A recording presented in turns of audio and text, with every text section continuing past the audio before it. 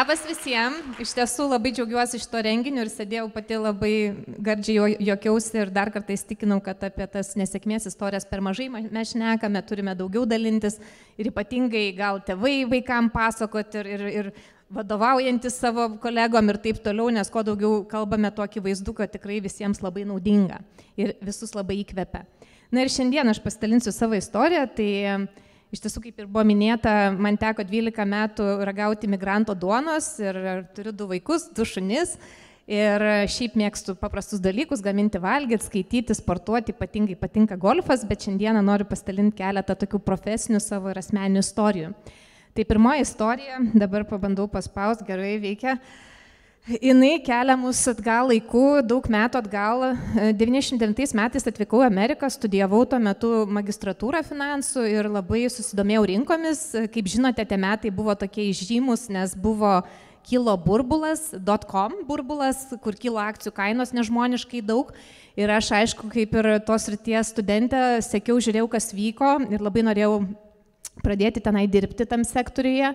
Ir neužilgo 2000 metų gale man pavyko, aš įsidarbinau ir gavau labai nuostabų žmogų, kuris buvo mano vadovas ir taip pat labai daug išmokino nuo pirminių dalykų, kaip bendrauti su klientais ir iki pat sudėtingiausių techninių finansinių instrumentų ypatumų, strategijų ir taip toliau. Ir aš su juo daug metų pradirbau Amerikoje kartu, tuo pačiu tobulinausi, nuolatos ieškojau naujų žinių, laikiau licenzijas, kurias tikrai nebūtina buvo, bet norėjusi tiesiog pagilinti savo žinias ir 2008 metais jau gyvenau Lietuvoje, grįžome 2007 metais ir tuo metu save jau laikiau labai profesionalia, įgudusiai investuotoja. Pati investuodavau savo pinigus, nes nebuvo įdomu tik klientų stebėti situaciją, nepaisant, kad tai nebuvo didelės sumas, bet buvo labai įdomus procesas ir tikrai labai daug išmokau.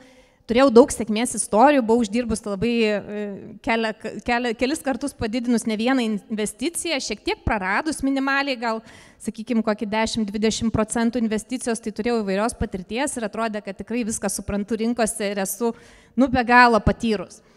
Na ir tuomet 2008 metai, turbūt visi atsimena, prasidėjo labai dideliais pokyčiais, jau pavasarį susilaukė daug sudėtingų momentų, rinkose atsirado tokios bendrovės kaip Bear Stearns, kurios buvo labai reikšmingos finansiškai, susidūrė su sunkumais ir toliau, einant vasarai, situacija vis sudėtingėjo, atsirado blogų žinių, būsto paskolos pradėjo, taip sakant, būsto kainos krenta, būsto paskolos po truputėlį lūžinėti pradėjo Amerikoje.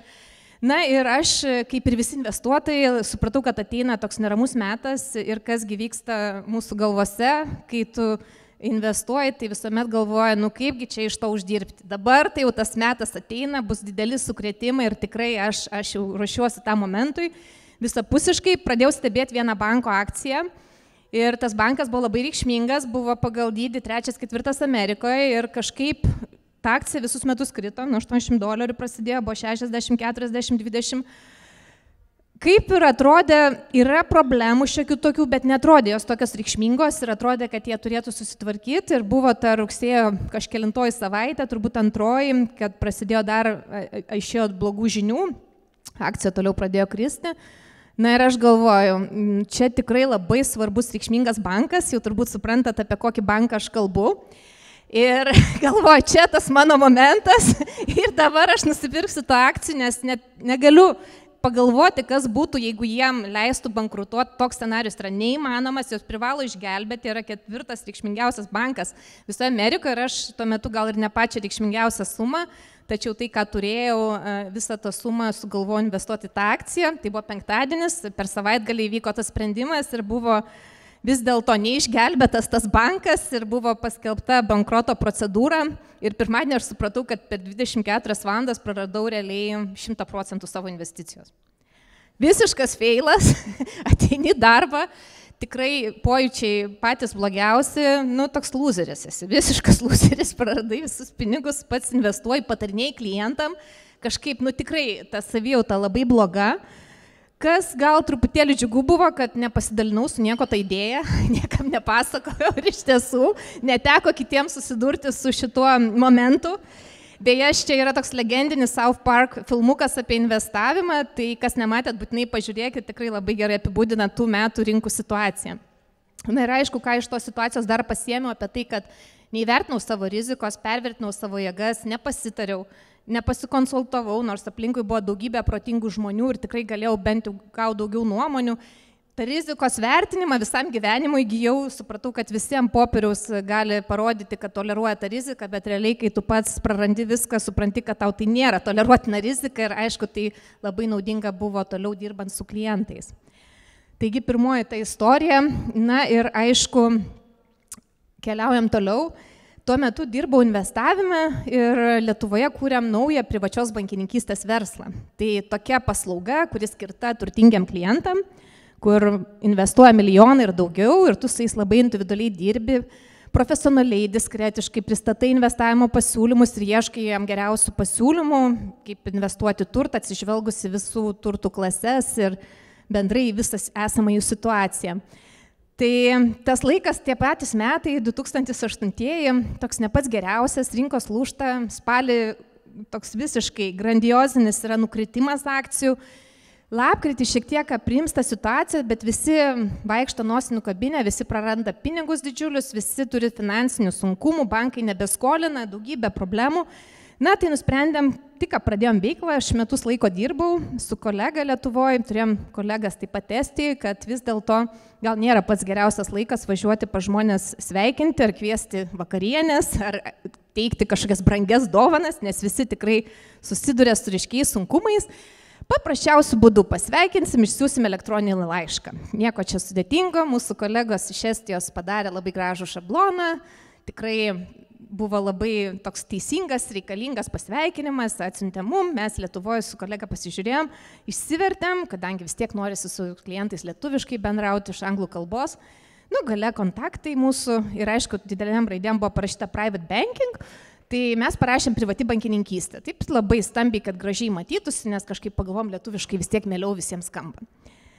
Na ir tuomet pasiėmėm sąrašus visų klientų esamų, Seimo nariai, visokie potencialūs turtingiausi Lietuvos žmonės, viskas, kas sugalvojom, partneriai, kolegos buvę, sudėjom visus į tą šablonus, sudėjom į elektroninius laiškus ir viską taip iš širdies gražiai išsiuntėm. Dar po to vėliau paskambino mano bosas tuometinis iš Estijos, sako, kaip jums ten sekėsi, ar pasveikinot, gerai viskas, jo, jokių problemų, viską padarėm išėjom.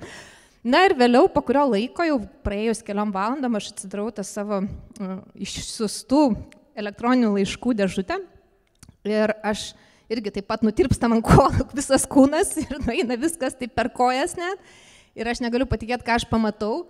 Ir aš matau, kad parašyta didelėm raidėm privati bankininkystė. Ir šitas laiškas išėjo visai Lietuvai, kaip tuo metu atrodė. Iš tiesų buvo didžiulė gėda, sumišimas, ką daryt. Gal reikia kokį rikolą padaryti, net šaukti tos laiškus, bet vis tiek visi supras, kad klaidą padarėjai. Praėjo kuris laikas, nusprendėm, darysim nieko. Tiesiog ignoruosim tą patį faktą ir žiūrėsim, kas bus. Ir tuo metu tikrai buvo didžiulė gėda, nes mes čia tokie profesionalūs, tokia ypatinga paslauga, mes čia tokie tikrai aukšto kalibro žaidėjai ir dabar va toks vat įvykis. Na ir ką, ir tada praėjo kelios dienos, gaunam klientų atsakymus, kažkas atsiuntė smailą, kažkas iš tiesų parašė atgal gražų atsakymą, didžioji dauguma absoliuti nieko. Tada labai aišku pasidaro tai, kad mes labai sureikšmino, mums pasidarė labai didelė tikrai ir gėda ir viskas, bet iš tiesų neskaito žmonės tų laiškų. O iki galo tai iš vis vienetai, kas perskaito. Nėra tai taip reikšminga, taip svarbu. Tai didžiausia, ką pasiėmėm, tai iš tiesų šiek tiek daugiau tolerancijos savo veiksmam, nebūti tais perfekcionistais, čia kaip daug kas jau šiandien šnekėjo, iš tiesų labai siekiam būti, bet nereikia. Mes visi esam žmonės ir turim tą teisę padaryti klaidą. Ir aišku, kai turi daugiau tolerancijos savo, tai turi daugiau tolerancijos ir kitiem, empatijos. Ir dabar visada, kada aš pamatau klaidą e-mailę, man visada iškyla šitas pavyzdys ir aš niekada negaliu judgint ir galvot, kad tai kažkas labai blogo, nes iš tiesų man visuomet tai kelia šypseną ir po šiai dienai labai saldžiai pasijuokiau, kai atsimenu šitą dalyką. Na ir dabar paskutinė jau mano istorija, tai 13 metais, kai buvo minėta, aš tapau didelio reikšmingo banko Lietuvoje vadovė ir štai va toks paveikslas iššoka, jeigu į Google įvedė CEO of Bank, tai kaip matote, tai va tokia maždaug situacija yra pasaulyje ir finansų sektoriui, ta neligybė ir trūkumas įvairovės yra iš tiesų didžiuliai. Situacija gerėja, jau dabar Lietuvoje turim daugiau vadovių ir bendrai pasaulyje atsiranda daugiau, bet štai va toks buvo tas paveikslas. Ir man, taip sakant, teko ateiti į tą lauką, atrodant visai kitaip negu tikėtas iš manęs. Tai tą stereotipą visų pirma, aišku, lyties labai stipriai sulaužiau, bet taip pat, žinoma, ir išvaizdos, ir jaunumo, nes buvau tik 36 metų tuomet. Ir taip pat blondinė, šviesi ir visi kiti dalykai, kas įmanoma, visai nekonservatyvi, kaip visi norėtų, visai nepikta, nesusiraukus ir tikrai tas buvo toks įvykis pradžiai man pačiai, kaip pasakyti, nesuvokiama, bet visai neužilgo įvyko keletas dalykų, tai pasidalinsiu jais, kas mane privertė apie tai labai stipriai pagalvoti. Tai pirma situacija buvo lifte, neužilgo man pradėjus dirbti, po maždaug mėnesio aš važiavau 6 vakare po darbo, leidausi liftu, sutikau 2 kolegas, matau, kad ne lietuviai, pasisveikinau, paklausiau, iš kur ką veikia, jie sako, mes iš IT, iš Estijos, mes sėdam į liftą, važiuojam kartu, klausia manęs, o ką aš veikiu, o aš jiems sakau, aš esu CEO of the bank. Ir jie mane žiūri ir pradeda atvirai juoktis į veidą. Tai ha. Tikrai labai sunku pavaizduoti, bet labai nuoširdžiai, labai. Na ir aišku, man irgi linksma. Tai važiuojam liftu, sustojam 6 aukšte, įlipa kitas kolega. Ir jie tokie linksmi juokiasi ir jie sako, we are from Estonia, from IT, and she's a bank CEO. O tas vaikinas sako, nepasimetė, sako, yes, I know, she's the CEO. Ir tuomet pradeda keistis tie veidai iš tos šypsenos, iš to juoko. Ir tie žmonės nebežino, ką daryti, nežiūri mane, vis dar tam lifte esam, dar važiuojam į požemį, į garažą. Na ir aišku, aš nusišypsau, išeinu iš to lifto ir po to kurį laiką taip pasigalvoju, tai kas čia buvo, kodėl tai buvo. Ir aišku, suprantu, kad tai vis dėlto būtent pasiekmė tų dalykų ir iš tiesų žmonėms sunku suprasti ir suvokti mane kaip vadovę. Bet čia gal nebuvo pats liūdniausias atsitikimas, vėliau dar buvo kitas atsitikimas, kuris dar labiau patvirtino tą stereotipą įsigaliojusi ir privertė mane giliai susimastyti. Tai sekantis susitikimas vyko tokioj kriziniai situacijoje, bankas susidūrė su krize ir man kaip vadovai reikėjo ruoštis komunikuoti su žiniasklaida, tiesiog mane tam tikri patarėjai mokė ir padėjo pasiruošti tam dalykui, buvau dar jauna, nelabai patyrus. Ir besiruošiant, bekalbant, nuskambėjo tokios frazės labai griežtai. Tu negali šypsotis, privalai būti griežta, rimta, tu privalai atrodyti visai kitaip ir žmonės tavęs turi bijoti. Ir aš kažkaip pradžiai nesureikšminau tų dalykų, bet po to išėjus labai gerai pergalvojau ir pradėjau galvoti, tai kažkaip yra tokie lūkesčiai aplink mane, čia kažkas nori, kad tu būtum toks, kažkas nori, kad būtum piktas, kažkas nori dar kažko, kas norėtų, kad aš turbūt atrodyčiau taip. Bet tas neįmanoma, nes tai tiesiog nesiderina su manim ir su mano elgsena, ir su mano vertybėm, ir su mane pačia manim. Ir iš tiesų man ta šypsena, jinai savaime gaunasi, aš čia kažkaip nebandau jos padaryti. Tai labai pagalvojus ilgai, turėjau tokį gilų pokalbį su savim ir tada pajaučiau, kad iš tiesų turiu rasti tą savo kelią, būti savimi ir būti tokia, kokia esu, visai ne tokia, kokie tikisi kiti, kad tu būtum, laužyti tą stereotipą. Ir būtent tada, kai nusprendžiau būti tuo, ko esu, turbūt ir vyko patys geriausi dalykai, nes tikrai visas dėmesys buvo sukoncentruotas veiklai, pasiekimam, ką nuveikti, ką padaryti, o ne kaip atrodyti, ko čia iš tavęs tikisi. Šiaip tos kaukės neužsidėjimas man buvo didžiulė laisvė ir suteikė man daug galių dirbti ir keisti sprendimus, taip pat įsistovėjusius, ne tik taip, kaip visi tikėjosi, bet daryti kitaip, naujoviškai. Ir turbūt tas dalykas iš tiesų yra labai, labai svarbus. Tai ir jums noriu visiems palinkėti, išlaikykit save visose situacijose, būkit savim, nesvarbu kokie jūs esat, nesvarbu ko iš jūsų tikisi, nes būtent tik tada, kai esate savim ir transformuojate, taip sakant, aplinkai geresnę pusę. Na ir pabaigai, gal turbūt dar kartelį apibendrinant, tai feilai toks dalykas, kur iš tiesų nėra išvengiama jų neturėti, tai jie privalo būti kiekvieno gyvenime, jie yra. Tai yra pagrindas, ant ko mes pastatome savo sėkmę. Be jų mes tikrai netaptumėm tuo, ko esame šiandien. Ir laužant būtent tos visus stereotipus įsisenėjusius, mes tikrai galim pasiekti ir tapti savo geriausią versiją. Tai to visiems jums ir palinkėsiu. Ačiū.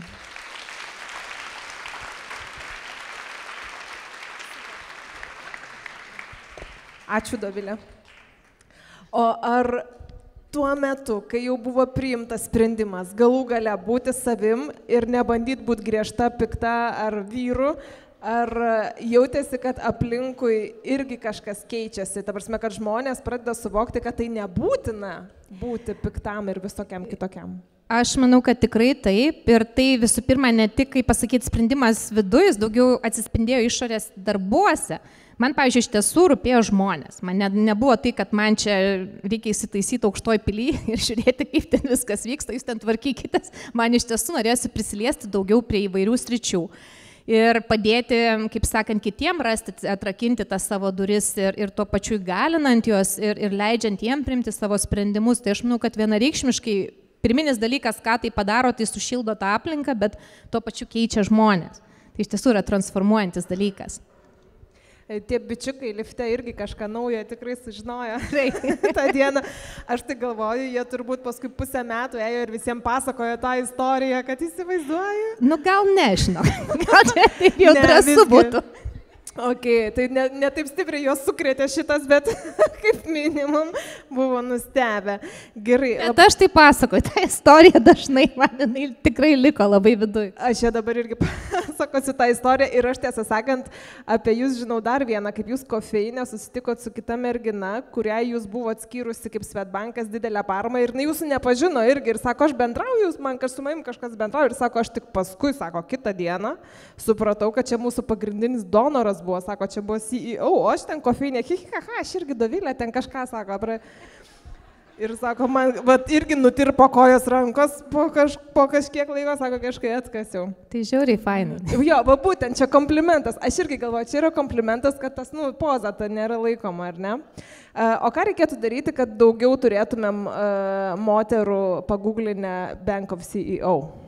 Lietuvoje, kaip ir minėjau, jau gerėja situacija tikrai akyse, pasaulyje, žinai, labai sudėtinga pasakyti, bet atsiranda jau ir pagrindinių bankų, iš tų top 10 jau pasaulyje jau yra 2 moteris. Manau, kad čia visapusiškas klausimas, bet čia yra ambicija moters pačios siekti, čia yra ir žinios, ir pagrindas išsilavinimas, veikla. Ir sąlygos namie, vėlgi, kaip namie rūpinamės tais vaikais, va, aš esu dėkinga Mariui, kad jis taip gražiai apie tėvystę pašnekėjo, nes tai tikrai yra didelė problema Lietuvoje atitraukianti moteris nuo karjeros, ne tik Lietuvoje, kitose šalyse taip pat. Tai iš tiesų tai yra kompleksinis dalykas, susietas iš daug dalykų ir pradžia prasideda nuo vaikystės ir nuo namų, kaip namie, kiek galima atsidaryti tom svajonėm, tiem noram, kiek tėvai leidžia turėti tiem vaikam tų svajonių, nuo tėvų nuomonės, daug kas priklauso vėliau mokyklos, darželiai, kaip formuoja tą bendrą įvaizdį. Tai situacija keičiasi į gerą, bet kaip ir Islandijos moteris išėjęs streikuoti, sako, nepakankamai greitai. Tai dar užtruks, bet žodžiu, tinkama kryptim svarbiausia judama, ne? Nuoseklumas čia greičiausiai yra key dalykas. Labai fainų klausimų, čia byra, vos spėjau skaityti ir atsirinkti. Tuoj pabandau, va šičia, ar turite patarimų, kaip išmokti nusiimti tą kaukę ir nenorėti visiems įtikti? Tai aš visų pirma siūlau neužsidėti. Pradėkim nuo to, jos nereikia užsidėti. Aišku, reikia pamastyti, kas tu esi, kokios tavo vertybės, ką tu čia nori ištransliuoti. Tai svarbus dalykai, nes tave žiūri daug žmonių, jeigu tu seki karjeros ir kyli aukštyn. Bet aš nežinau, koks patarimas gal toks galėtų būti, kad tie žmonės, kas su kaukėm, ir jų beje yra labai daug, jiem labai sunki yra kaukės našta. Jie asmeniškai yra labai nelaimingi, nepatenkinti visko, nes jie dedasi kaukę ir jiem reikia pagal kaukę žaisti ir jie negali savęs atrasti. Tai va čia ir yra ta didžioji gal patarimas, kad vis dėlto tai labai daug resursų, energijos kainuoja ir tikrai neverta to. Fainas visai yra klausimas dar apie vadovo minkštąją ir kietąją pusę, nes vadovavimas nėra tik tai malonių santykių mezgimas, tai yra reiklumas irgi ir ambicija ir visa tai, ką tu kuri verslo vardan, ne tik tos šiltos aplinkos vardan. Kaip šitus 2 dalykus suderinat? Tai aišku, higiena yra visų pirma, tai tie, kaip pasakyti, kietieji dalykai, ne? Visi pasiekimai, finansiniai rodikliai, vis tiek čia yra kasdienybė darbo, tai yra, kaip pasakyti, visiems privaloma ir visi dažniausiai ten ir didžiausią dėmesį sukoncentruoja, kas yra truputėlį neteisingai, nes po šiai dienai aš manau, kad mes daug ką matuojam ne visai taip, kaip yra. O tuomet, kalbant apie minkštuosius dalykus ir tas žmogišką gal rūpestį, žmogiškaisiais dalykais, tai čia jau toksai gaunasi kažkaip iš žmogaus natūros, ar jam svarbu, ar jis mato kitus, ar tai empatija labai daug duoda, ne, kas turi empatijos, tas gali labai kitiem padėti ir labai trūksta empatijos aukštose postuose, lyderystėse, nes vis tiek labai tai nėra tipiškas dalykas. Tai kalbant bendrai, turbūt norint visuomet gali rasti balansą, visuomet gali turėti abi pusės, čia tavo pasirinkimas. Deja, labai nedaug sutinku žmonių, kurie vis dar tai renkasi, bet tokių žmonių irgi daugėja, kad jam rūpi daugiau ne tik tas finansinis rezultatas, bet ir kiti dalykai, subtilesnis, kurie lygiai taip pat svarbu, žmogiškos teisės ir bendrai visa klientų situacija, darbuotojų, tai labai svarbus dalykai.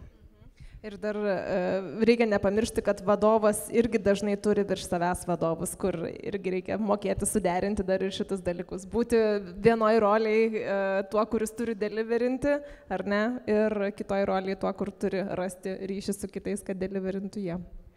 Tai turbūt tikrai taip. Bendradarbiavimas yra labai labai svarbus ir tas toksai teigiamas bendradarbiavimas duoda daugiausia naudos. Dovilė, dar yra norinčių grįžti prie investavimo tos istorijos truputėlį. Žinoma. Kokia ten buvo pinigų suma, kur 100% sudegė per 24 valandas? Kaip pasakyti, nelabai didelė dabartinė aplinko, bet tuo metu jinai man buvo reikšminga, tai aš taip atsakysiu. Nesvarbu turbūt ta suma, tiesiog tai buvo skaudu. Aha. Tai buvo toksai, jo, tu tampi staigiai tokių lūzerių savo pačiam. O kaip pakeitė paskui investavimo sprendimus šitą patirtis? Aš sakyčiau, kad ženkliai, o labiausiai tai gal pasisekė tai, kad dirbau su klientais ir klientam padėjau apsisaugot nuo didelių praradimų. Tai aišku, neišvengsi visiškai praradimų, neįmanoma investuojant išvengti praradimų, čia tik tai naivus taip gali galvoti, bet įsivertinta rizika keletą kartų daugiau ir pergalvoti viską, pasiremti daugiau nuomonių aplinkui, mes turim tiek paprastai daug pagalbos, kartais tiesiog negalim pasinaudoti, patys pamirštam, ar skubam, ar kažką. Tai visus tos dalykus paėmus į bendrą visumą, manau, kad galima tikrai padaryti geriausius sprendimus. O paskui investavot sėkmingai dar po šito įvykio? Šiaip tai investavau, bet jau mažiau aktyviai. Taip gavosi natūraliai, rinkos pradėjo kristi ir tu jau kažkaip įsigandai. Bet aišku, tai vis tiek mano viena iš tokių mielų sričių ir aš visuomet sakau tą sritį. Aha. Pats pirmas beje pas mus klausimas įkrito, ar investuojat į kripto ir jeigu taip, tai ką čia reiktų dabar mum? Aha, čia jau tikrai pereinam į finansinių paslaugų spektrą. Tai šitoje vietoje gal tik pasakysiu, kad nesu didelė investuotoja į kripto. Gal laikui bėgant ir pakeisiu savo nuomonę. Ok, supratau. Gerai, ačiū Dovilė labai. Ačiū.